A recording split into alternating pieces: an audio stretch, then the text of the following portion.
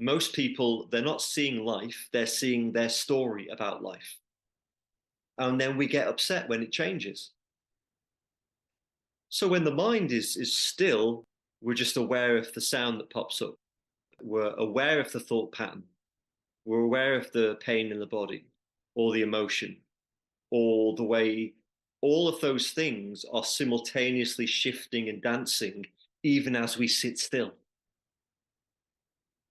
Now there's insight there. Even when I essentially remove myself from the activity of the world, it just continues.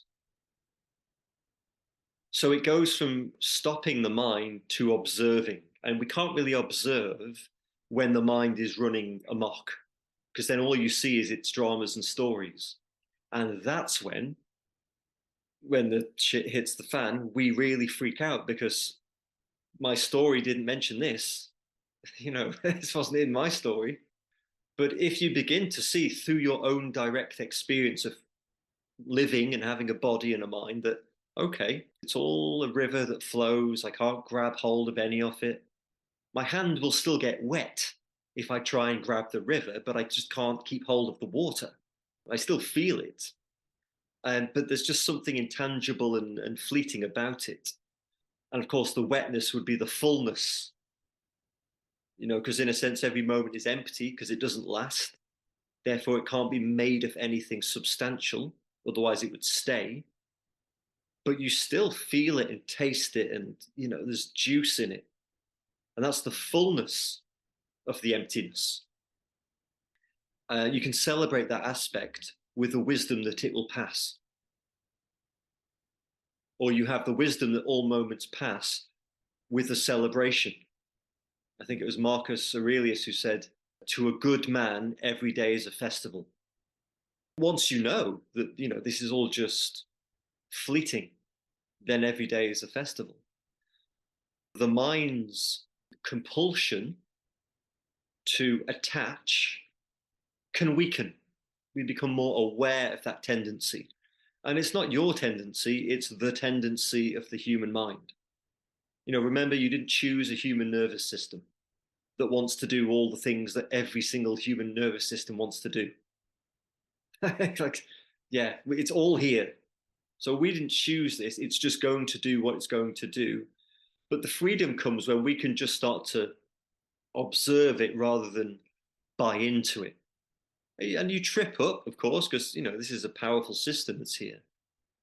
But there's an understanding that it wants safety. It wants to attach to things. There's a problem in that, of course. As soon as it does attach to things, and it does, it's its nature to attach. It essentially traps itself. I mean, it is the monkey in the monkey trap, where he grabs the sweet in the coconut, and he can't pull his hand out through the hole anymore. That is literally attachment. We grab it, but as soon as you've got it, within that is the seed of discontentment, because even if you could attach to it, it won't last. You won't last. The circumstances that uphold that person, experience, situation themselves are changing. So, in a sense, a genuine attachment is literally impossible. I mean, in every sense of the word, it is impossible to attach. But this is where all the suffering comes from, because the mind is convinced it can do it. It can do it. There's all of our human trouble there. The mind is convinced that if I can keep hold of this, I can go out and I can find something that will make me happy forever. And we all think we found the thing, but we found many things that we thought would stay pristine, unchanging. And the joke is, there's only one thing in the entire universe that's pristine and unchanging, and that's you. And I don't mean you as the bundle of thoughts and emotions and sensations, you as in the deepest sense of what you are, the silence in which all of that noise happens. So the mind is turned outwards, therefore it's seeking outwards all the time to turn around and go inwards, that's when you understand, oh, what I am doesn't need to be attached to anything. It's literally already free from attachment. So it doesn't mean that we stop enjoying the basics of living, the basics of what a nervous system wants to do. There's an understanding, there's an insight that makes things easier. And then we're not so gullible, maybe. We are gullible anyway as humans, but rather than being gullible for other people or politics or whatever it is, mass media, our own mind, we're convinced that it knows what's happening, it's got the best intentions for us, and it can do the job. And of course, it can't do any of those things, but it's the best we've got. Remember, it's not an enemy. It is literally doing the best that, what are we, 14 billion years of evolution's come up with.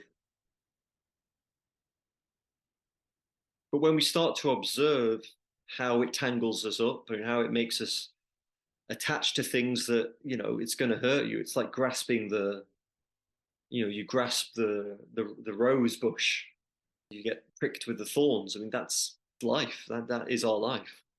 But it's the understanding that counts. And that genuinely only comes from self-observation. And that's only really possible when the mind is not there anymore.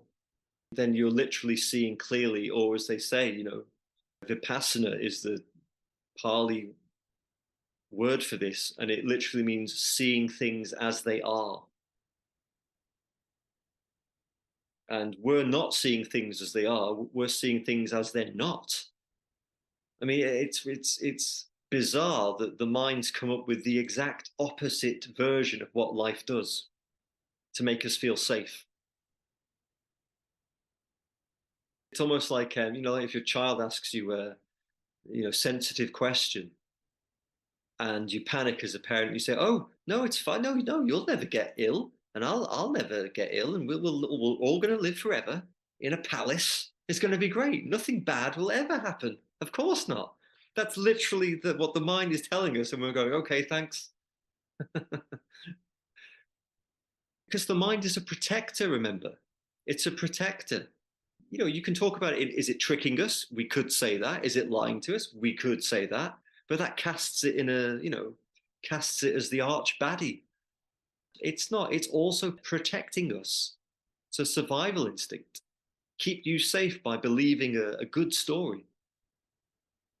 The only trouble with that, as I've said, is that as soon as you buy into the story, you are trapped. So as they say in Zen, it's a case of let go or be dragged. And the minute you can drop into that state, there you are. There you are, literally. You found it. That's safety. That's the safe place.